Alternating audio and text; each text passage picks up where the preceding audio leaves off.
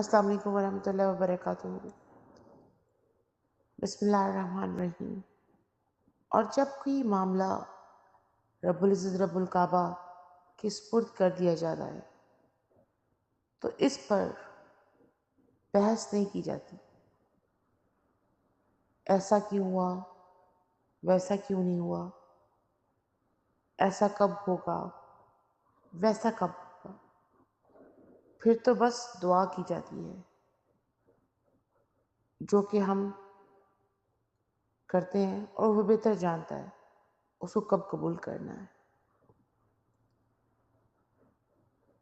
پھر تو ادب سے ہاتھ بڑھا کر اپنے رب سے التجا کی جاتی ہے۔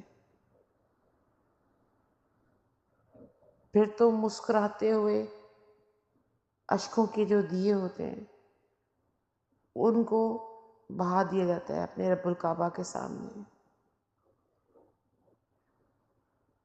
نصیب سے ضد کبھی نہیں کی جا سکتی، نہ وہ اس سے کوئی لڑائی کر سکتا ہے۔ نصیب سے عاجزی لڑتی ہے کیونکہ ہمیں معلوم ہی نہیں۔ جب اللہ تعالیٰ کے احترام میں سر کو جھکا لیتے ہیں، جب ہم اس کی رضا کے لیے ریزہ ریزہ ہو کر مٹی پہ اپنا سر جھکا لیتے ہیں تو وہی مٹی ہمیں دوبارہ زندہ کرتی ہے۔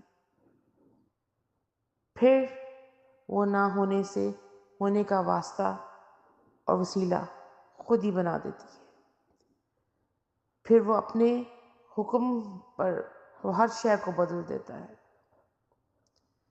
جس پہ ہمارا دل مطمئن نہیں ہوتا، اللہ تعالیٰ کی عطاؤں کو صرف جاننا ہے، اور اس کی ان کی عطائیں بہت بڑی ہیں، اس کی شان جل جلالہ و ذوالجلال والاکرام ہے۔ یا باری تعالیٰ اپنی اطاعت، اپنی شفاعت، اپنے محبوب کی شفاعت عطا فرما، ہمارے کمزور دلوں کو اور کمزور ذہنوں کو مضبوط کر، ہم بھٹک گئے، ہمیں سیدھی راہ پہ لا، آمین اللہم آمین۔